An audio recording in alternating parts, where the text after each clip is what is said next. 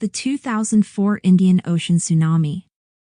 In December 2004, a powerful earthquake with a magnitude of 9.1 struck off the coast of Sumatra, Indonesia. The earthquake triggered a massive tsunami that devastated the surrounding areas.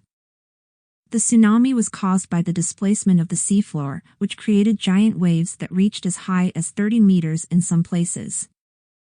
The tsunami affected many countries around the Indian Ocean, including Indonesia, Sri Lanka, India, and Thailand. It is estimated that more than 230,000 people lost their lives in the disaster, and millions were left homeless.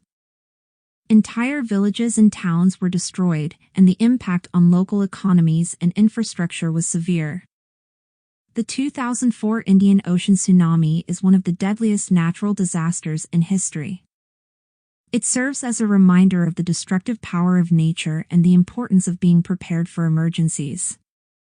Since then, many countries have implemented early warning systems and disaster management plans to help mitigate the impact of future tsunamis.